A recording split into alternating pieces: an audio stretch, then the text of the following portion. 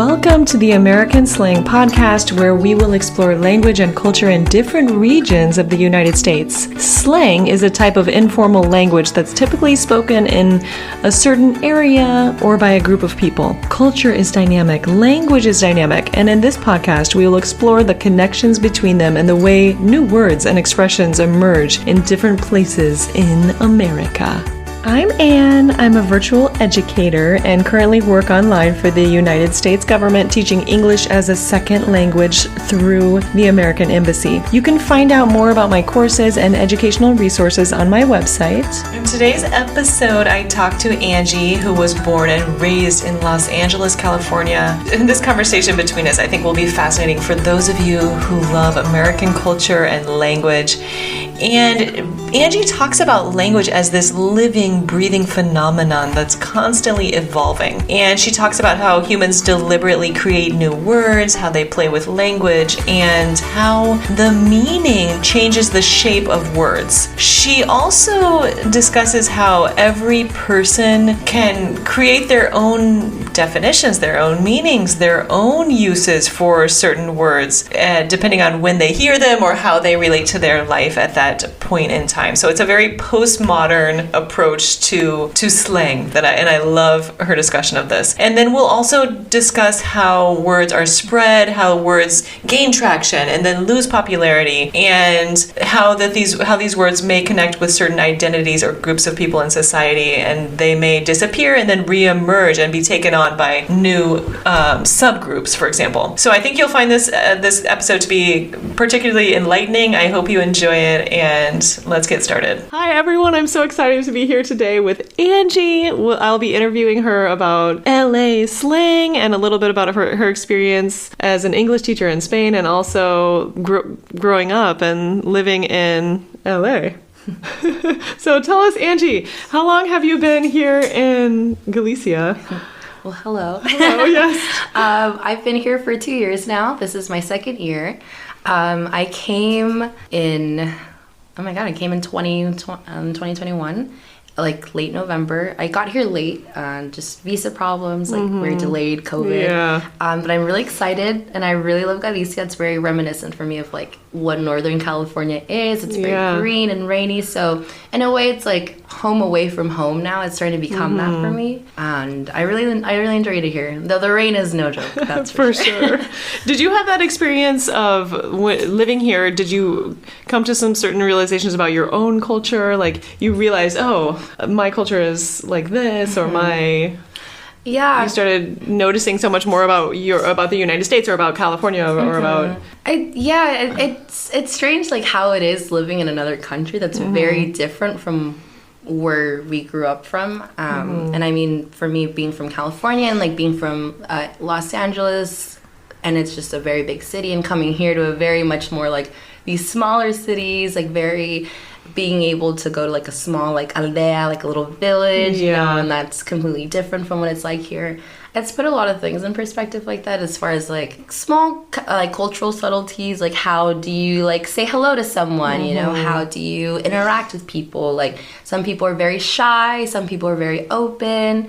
And I mean, I feel like Galician people have like that rep of being like closed off at first, or a little shy and just like, okay, like hello, but then very, very kind and very welcoming once you get to know them. And I mean, I think coming from like LA, where it's like I said, it's a very bustling city, so sometimes people won't even say hi to you, or people don't even interact with you. It's always like kind of like minding their own business and, you know, not really caring, or just being like, oh, like what's going on, what's up. It is a big change for me. Like I do speak Spanish, and it's unfortunate that sometimes people will tell me, oh, like your Spanish is different, you know? Yeah. And it's already like starting to othering. Right. And it's I noticed that. They comment about accents. Yes. It's like as soon as you open your mouth, they just want to play that game with you. Like, where are you from? Like, are you this? Like, are you that? And it's like, no. And it's, at first for me, I don't know, I think I wasn't surprised, because I kind of had a feeling like, okay, there's definitely going to be something of this kind when I talk with someone.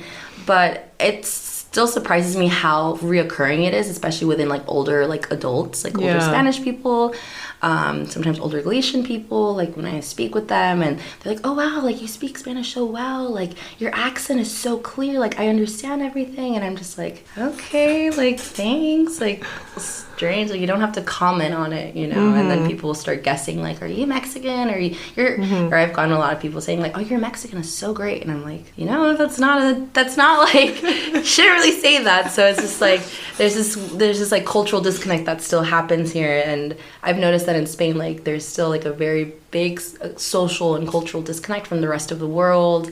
And I mean, I see that it's slowly getting to the point where people are starting to be more aware of like, okay, like, no, there's other countries, there's other languages, like, you know, we should develop this respect for them, or like an understanding or awareness of them to like, you know, better educate ourselves and just be more like well-rounded people. But of course that's not the case everywhere. You know, like you'll run into people that are, you know, like very like, oh cool, like nice to meet you, that's awesome. Then you'll run into people that will start like assuming things about you, and then like start like talking about like stereotypes, or, you know, just really want to, I guess, critically look at you. And it's just very like off-putting. You're like, I don't want to have this conversation, you know, like it's just like there's some arrogance there. I always think that's kind of a stereotype about people from Spain, that they could be considered arrogant in some ways, and in some senses I have kind of noticed that kind of arrogance, like oh, I don't know, about language, especially like accents, or if you have an accent, so they point that out to you, you know.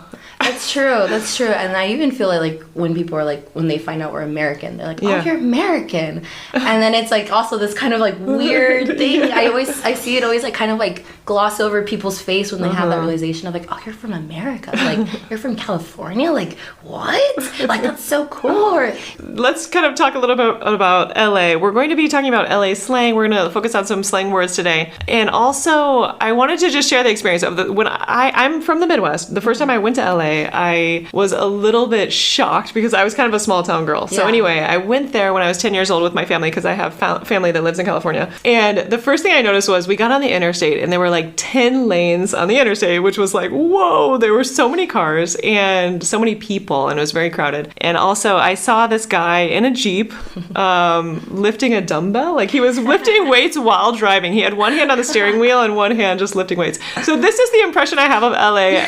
I've had this impression my whole life. I can't get this image out of my mind. So anyway, do you think like do you see like the sunglasses, this kind of LA, like this glamorous glamorous view of LA?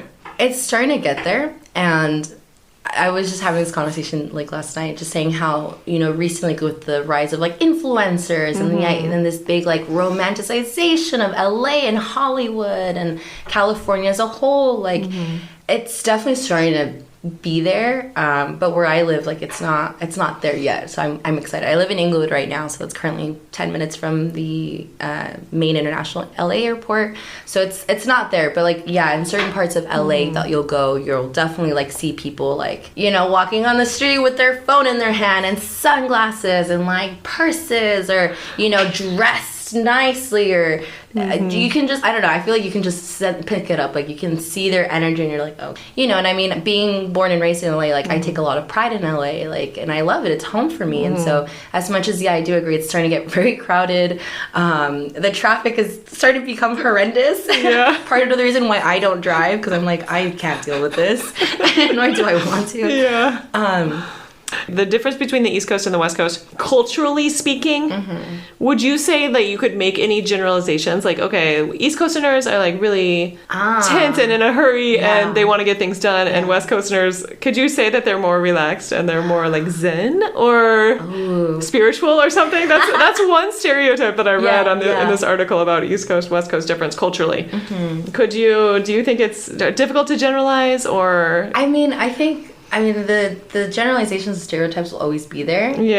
But it's funny because I think there's a lot of similarities within that, because LA is a very hustle bustle city. Like nowadays I'm starting to think of LA, like at least like SoCal region, more as like New York City 2.0, because I feel like that's sort of what the life is starting to get on. Like it's very like fast paced, everyone's in a hurry. Even like when you're driving to the supermarket, like people are just like racing past you, and it's like, you need to relax. Like, Yeah. I'm gonna catch you at the red light. Like, chill, you're not going anywhere. So it's like, it's starting to get on that weird, like, manic, like, I have to do things. And I mean, it's sad because it's like, it takes away from your enjoyment of it. And so that's something, like, I feel, and I felt that so much when I was, like, in Northern California. Like, even being in Santa Cruz, like, you could feel it. Like, you just felt like this, like, immense, like, breath of fresh air. Like, you felt like people weren't in a hurry. Like, people were taking their time. A little too slow for my liking sometimes. Yeah. But that's just because, again, I'm used to the hustle bustle, the quick, like, I have to be somewhere, I gotta go, I have things to do. And NorCal was very, like, calm, which was nice because it was another, like, breath of fresh air to be like, okay, like, it's fine, like, I'm gonna get it done, and when I get it done, it's gonna be cool. Like, maybe not now, but, like, in an hour or tomorrow, but it'll get done. Yeah. So it was, like, a peaceful, like, reassurance that I had, which is crazy to say. Yeah. But I associate that like, more spiritual, like, chillness with Northern California. For me, that's how it felt, and that's what I closely associate it with.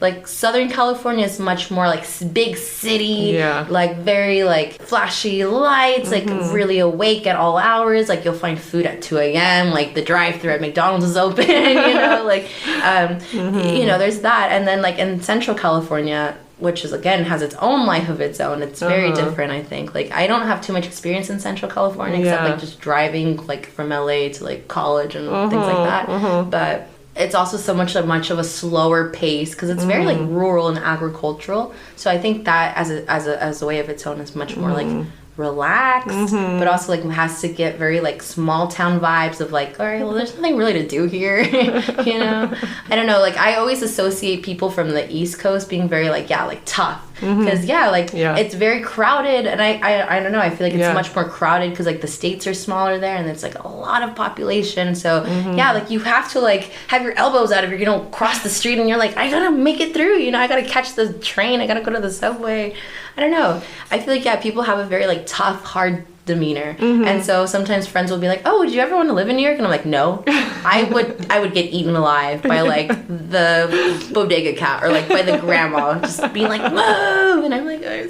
But I admire it. Like, I think it does take a sort of, like, not toughness, but because I mean, like, being from LA, like, there's a thing that a lot of people do. Like, we will say, oh, you have to take the 101 to the 405, or you have to take the 7 to the 5 to the blah blah. So we always put the in front of, like, the number of the highway of the interstate. Oh, interesting, yeah. And in Northern California, people don't say that. People are like, no, you take 101, then you take 405, then you take 5 to 7. Interesting, like, yeah, you're just, whoa. That? And so a lot of my NorCal friends would make fun of me. They're like, oh, you're so SoCalian, like, you say the in front of the freeways. And I'm like, it sounds grammatically correct for me, so I don't know.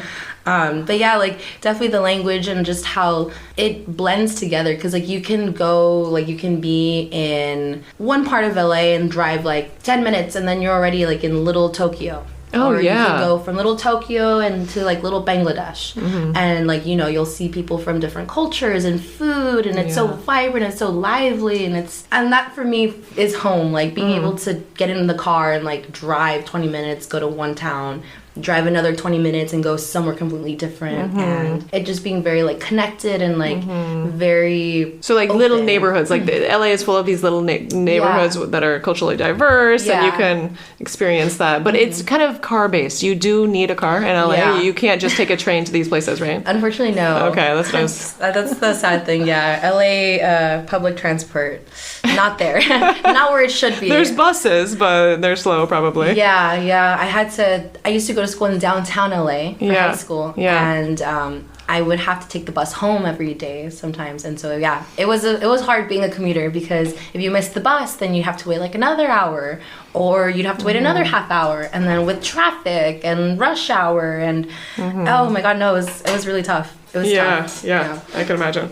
Okay, so I'm curious that, like, if I went to LA, what are some words that I might hear? What is a word that, you know, could be potentially an LA kind of slang word? Yeah. People, so I feel like this is you will find this in Northern California and in SoCal. So, okay. Because when I was growing up, like middle school age, people would start to say hella. Yeah. And if you're familiar with the word hella, is like, I feel like it's meant to describe like, oh, you're hella cool. Like, you're so cool. Like, you're so, I don't know, it's such a funny word. Like, it emphasizes whatever it is. Yeah. Like, it gives you like this big emphasis on like, oh, wow. Like, a big, oh, wow. You know, like a big, oh, cool. So if I say, oh, this food is hella good, or you're hella cool, you know, or I'm hella tired, it's a very big emphasis on whatever you're trying to say. And you can use it in different ways, like, oh, this food is hella good, I'm hella tired, I'm hella sleepy, or I'm hella hungry. You know, there's just different ways you can use it, but yeah, it's meant to like put this emphasis on things. And I grew up saying that like in middle school, and then I feel like it lost traction and lost popularity, and then like it kind of resurfaced again in like high school. And when I go home, like I still hear people like talk about it and like use it, but it's still really funny to say because some people will laugh at it and be like, "Oh, when I was younger, that was a big word you said," and I'm like, "Well, it's still current. It's definitely like still in the vocabulary and like still alive to this day." Yeah. But hell is a good one for me. Yeah. For a long time too, people would say this swag. Okay, yeah. Is it like related to clothing or money? I associate it with money or something. So that's a funny thing. So it's like it depends on how you're using it. Okay. So if I want to say, so for example, like people use swag to define like merchandise from like, let's say a band or you know something like like I love your swag, like where'd you get it? And then people would be like, oh, you have so much swag, which is like swaggertude, you know, like you have so much like cool like oomph to you, you know, like there's something like, okay, like I see you, like you're up there, like you're cool, like you have this energy about you, like you have so much swag. Like it's the way you kind of are, your being, the way you kind of walk and and then some people kind of swaggertude.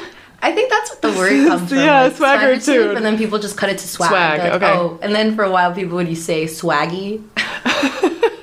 Which I'm just like, ooh. But I'm trying to remember like in what context you would say swaggy. I don't know if you would say that instead of being like, oh, swag. But then people I think started using it wrong. People used to be like, oh, swag. To be like, oh, that's, oh, like they're like, okay, like cool. Or like, okay, like if I just said, you say, okay, like let's go for coffee. I'd be like, okay, swag.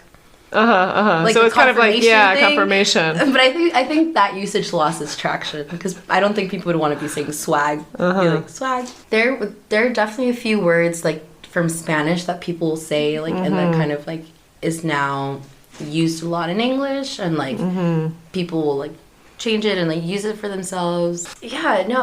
I think for another word that's definitely used sometimes in English. I've heard someone say like chuco, like chuco. Que chuco. But it's meant to say like, oh, like that's either gross or like, oh, it smells like que chuco, like it's dirty, like ugh, you know. So if I like walk in somewhere and I see like mud and dirt and I'm like, oh, que chuco, or like you're covered in like you're just dirty from like, being outside, I'm like, oh, estás bien chuca, like go take a shower. So some people say that. I think it was like popular for a while and then I sort of like again like lost traction within like non-Spanish speaking circles. Like people would like use it and then there came a point where it's like it's kind of stopped. Because in Spain you would hear like que asco, but I don't know, is it similar to Mexican Spanish que asco? We have that too, and like Latin American, like we have like a lot of like words like that, like oh que asco, like we say that too in my family, like oh que asco, me dio asco, like it gave me disgust or made me feel disgusted. It's like oh que asco, or so it's similar to that, but it's more like slang from Spanish slang. Like I want to say so, que chuco. You're like, oh, que chuco. Like, oh, like how nasty. You're like, oh, how like dirty, how gross. Or how smelly. You're like, oh, que huele chuco. Like, it's so bad. That one, and then... So you kind of, a lot of times with your slang, you might go between the two languages. Like some Spanish words, you might, some English, some Spanish, back and forth sometimes between the two languages. Yeah, definitely a lot of Spanglish in there. Yeah. And it's funny because people here too will tell me, like, how is it that we can be speaking Spanish and then you start talking to me in English, or like you start putting like 5 words in English, or the reverse, you know, we'll talk in English. And then my roommate last year was telling me that when I would speak to her in English, she was saying like, yeah, like sometimes you would change your structure, like your sentence structures or your grammar structures when you're speaking. So it's like you're translating like what you said in Spanish into English. And I'm not even conscious of that at all until she pointed it out. I was like, oh, that's interesting. Like I wouldn't have thought about that. But then I caught myself saying it. I can't remember with what, but I was like, oh, I see now. I understand. I see. But I think that's the fun thing about and that's what I mean, even I do the same thing after living in Spain for so long. Oftentimes you just translate and it just sounds a little bit odd in English because you're used to the structure in Spanish or something. Yeah. And I mean Galician too, because you speak Galician really well, and so I imagine like I'm learning now, so I understand like, and even like that, just saying if someone were referring to like anyone, like, oh hey kid, what's up? Like no, but what's up is actually still relevant. It's still around. Like, what's up? Yeah. Oh, okay. I feel like that's never going away, which is nice because I love to say that to him. Like, hey, what's up? Or do people still say dude or man, or is that just out? Like, would there be? I think it's definitely gone out. Yeah, it's gone out of like style. Yeah, completely out of style. So what would you say for hey man or something instead? Is there some alternative to that, or? I feel like you would just say hey. Oh, okay, just hey. How's it going? Yeah. Hey, how are you? But I used to be the dude. I used to say hey dude. Yeah, hey dude. Dude was part of my vocabulary every day until a point I called my mom dude. One day I was like, hi. I was like, dude. And my mom was like, what did you call me? And I was like, I'm so sorry. I did not mean to say that. Just slipped out. You once you made the realization you were calling your mom dude, you're like, maybe I need to change this. Maybe I should stop saying dude. Yeah. And my sister would be like, stop it. Stop saying dude. And I was like, I don't know. It became second nature to me. Like if I adopt a phrase, I keep saying it. Yeah. It's like so ingrained in me. And I was like, because the reputation of California is everyone's saying like all the time. Is that still something that people are doing, or is it like the Valley Girl? No, I think it might be it's so funny because how big California is. Yeah. In Northern California, I can't really remember if I would hear people saying like. There definitely would be people that say like, and like 7 like times this and like that, and And I know I say it too much. I say it way too much. But yeah, in LA, like it's definitely still there. It's still really prevalent. People will say like a lot. And so it is like that reputation, like the Valley Girl. Yeah. So it's still there. It's definitely still there. Yeah. And I mean, there's some people that like you're saying, like you catch yourself and you're like, I need to like you catch yourself and you want to stop. You know, you become very aware of it. So. No, that's still around, but yeah, like dude or like sub or sick was also another big one. People would say, oh, that's so sick. Meaning it's really cool, it's really great. Yeah. And that's kind of gone out of style. No, surprisingly, like I heard that a lot over the summertime. I would hear like my younger friend she's just 3 years younger than me, and she'd be talking to her friends, she's like, oh, that's so sick. Or, you know, we went to, like, Six Flags, Magic Mountain, like, roller coasters one day, and she was like, oh, that was so awesome, that was so sick, like, let's go again, and it was for me, I was like, okay, good to hear that this is still around, people still use sick, haven't used that in a minute to describe, haven't used it in a brick. Yeah, you just said something that was kind of slang, like, haven't used that in a minute, which in a minute is also slang, right? Yeah. Yeah. Like, that's definitely still something I say, and some people, I think for me, I got that from Northern California. It was definitely like a slang that I picked up and I still like to use now. And it's just something that I'll text it and I'll say it. And I'm like, okay, give me a minute. Or like, it's been a minute. It's been a minute. Or like, it's been a hot sec. Oh, it's been a hot sec. Yeah, a hot sec would just be like, how could you give me an example of how you would use a hot sec? Like... I would say, give me a hot sec. Like, give me a hot sec to get ready? Yeah, like, give me a hot sec. Or I'd say, I'll see you... Like, if someone's putting pressure on you to leave or something, and you're like, I need a hot sec, or give me a hot sec. Yeah. Like, give me some time. Give me a few extra seconds. Yeah. I heard my niece saying that the other day, and I was like, really? Ooh, a hot sec. Yeah. Yeah. Or I haven't seen you in a hot sec. Or it's been a hot sec. Yeah, I haven't seen you in a hot sec. I like that. I like that. Yeah. Oh, that's good. Americans just cut off the end of the words because it would be second, and they're just cutting it and shortening all the, I feel like we're like Andalusian Yeah, people. The way they that's speak, true. We cut things and we just cut things. Okay, what about, I wonder if you could tell us about slay, how it's used. Slay, because slay...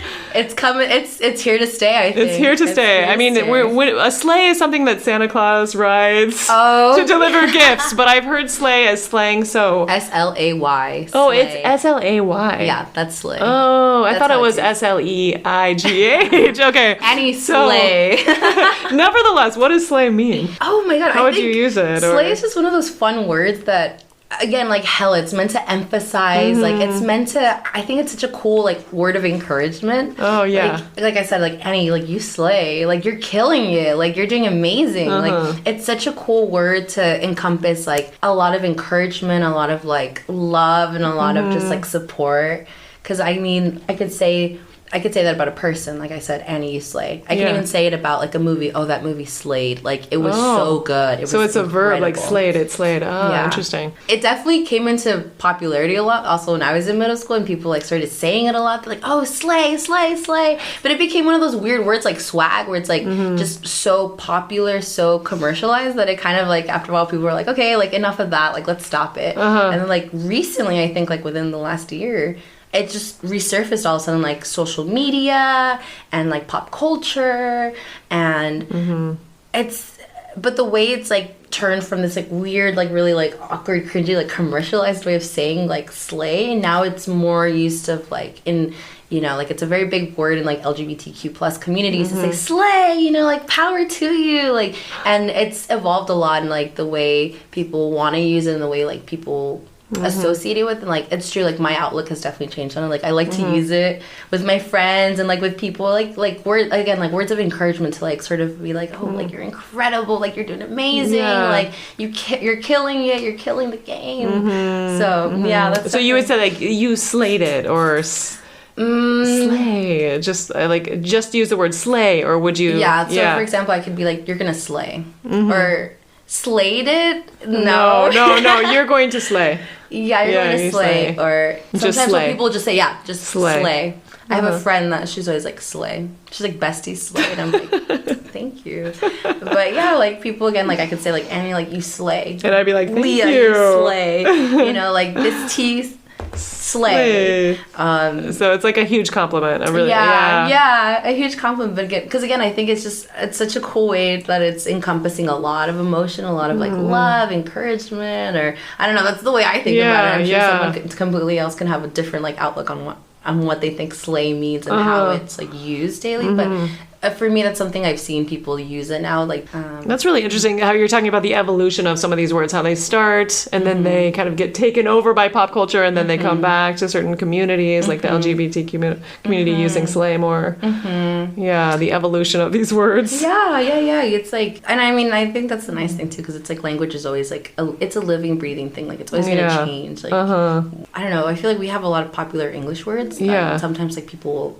shorten and then like want to change the meaning of, but we know it's not like accurately like that meaning, but people just want to give it a new life, give it a new meaning, give it something else to do. Do you feel like that's kind of the creativity, there's so much creativity, I don't know, to create new words? Do you feel like people are creating new words all the time? For sure. It's sort of new language, new words. And I used to say that too. Like I used to make up my own phrases, or like I used to make up my own random words, like when I was younger, because I was like, just because I felt like sometimes maybe I didn't have the right word, or I didn't have the right phrase to express like my excitement or my like shock or something. Like for a while, like I didn't know people would say this, but I used to say cool beans a lot. Oh, cool beans. Cool beans. But no one like my age was saying that.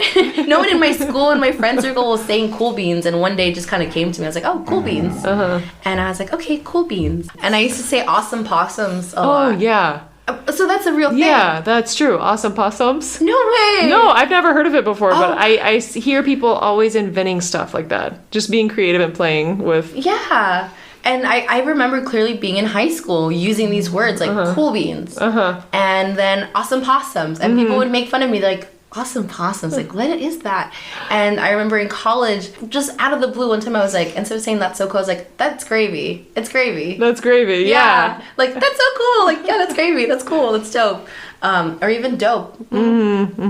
People, that dope is also another word, like, commercially used. Yeah. And then I feel like it lost traction, and then, like, it's slowly wiggling its way back into, like, popular vocab every day, or, like, just language. Dope. Yeah. When I was in New York, it was said a lot. Just dope. Really cool. Yeah, dope. Oh, that's dope.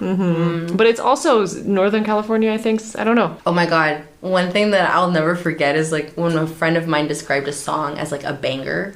Oh, yeah? A banger. And I was like, what are you talking about? What's that? What does that mean? Or people would say, like, my friends would say, oh, that slapped. Whoa, really? That song slaps. Like, as a way so of saying, what is like, a banger? It goes hard. What is a banger exactly? A banger is just a song that is, like, it's like everything you want. Like, it's like, oh my God, this song's such a banger. Like, you want to hear it on replay, on, like, repeat, like, every minute. Like, it's just such a great song. And so that's like, and people will say bangers, like, oh, these bangers, like, one after another.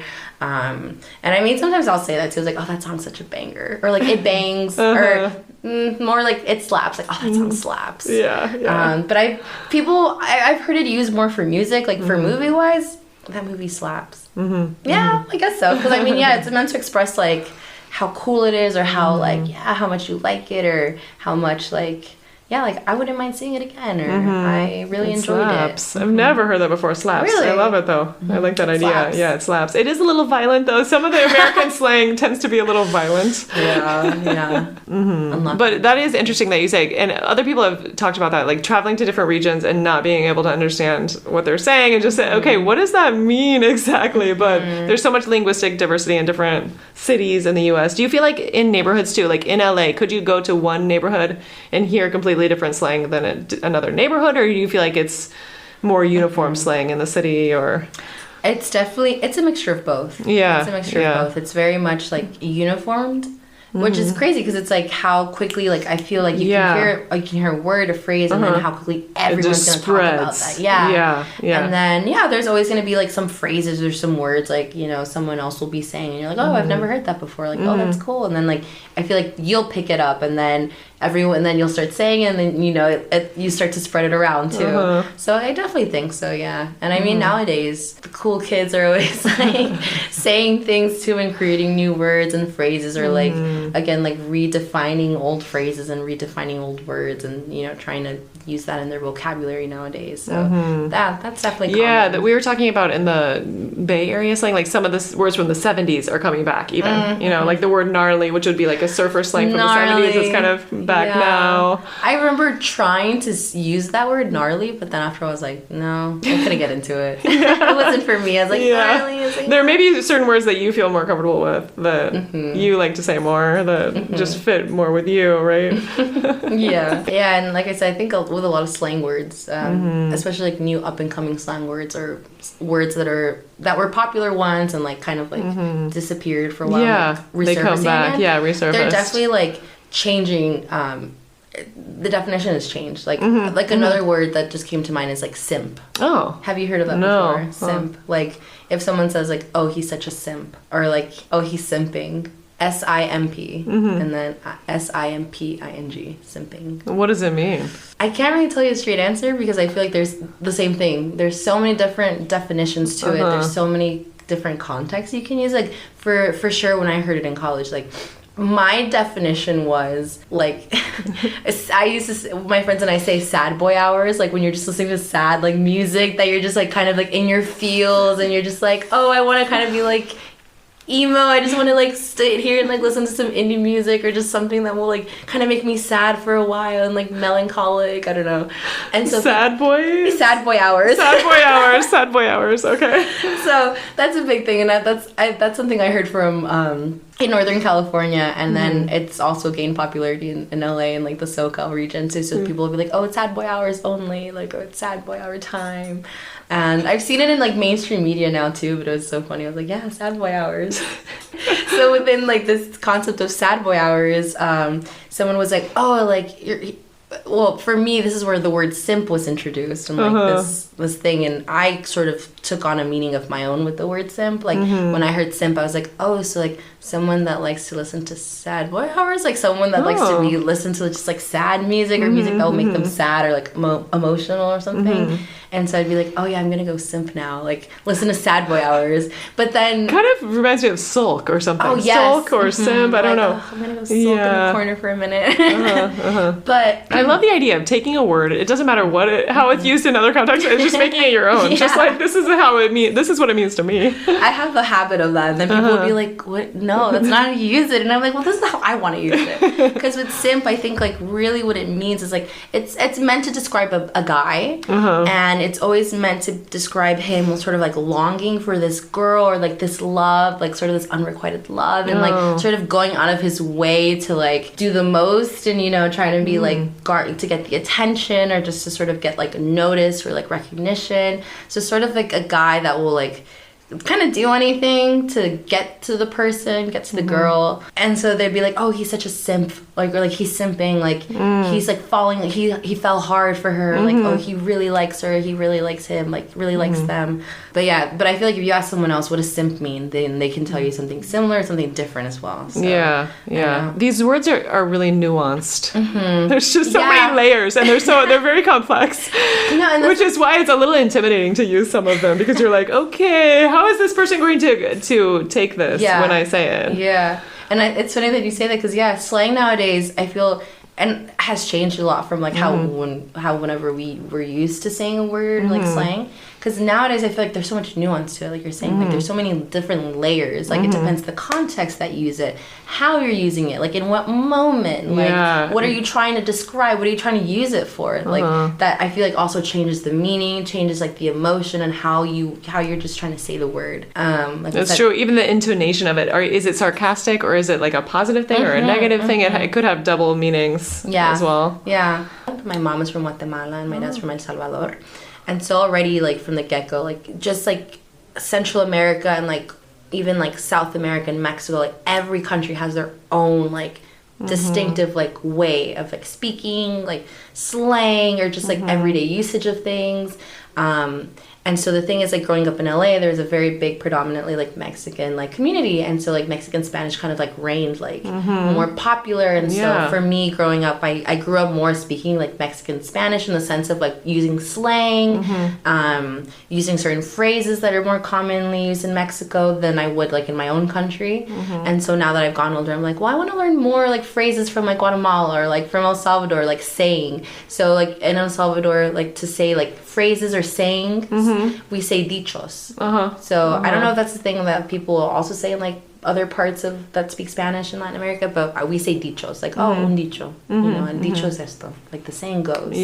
And I know my grandma, from my mom's side, like she had so many like great ones, and I told my mom, like, I want you to write them down for me, like, because I would love to continue saying these, and I would love to like have that. And like for me, that it's always been something about like identity too, because I've never really gone to Guatemala a lot. The last time I was there was 5 years old, so it's been a long time. And I have like a close appreciation to it because I grew up with my mom's side of the family, and so and my dad's side of the family, like not so much, like some cousins here and there. And I recently went to El Salvador, but I was 14 years old, so it's been a while now, and I'm 24 now, so it's been a little bit of time. So and like it definitely gives me like a sense of like wanting to know more, wanting to connect more with like my roots and like culture and language, because there's like certain words that in Spanish, like in Guatemalan Spanish, that maybe are very different from Salvadorian Spanish. Like growing up now and like being older and like coming here and like seeing like the different languages and sayings and like how like Galician people like hold like their own sayings, like for me, I don't think this is Galician at all. I think this is a very Spanish thing, but like people were saying, oh, por si las moscas.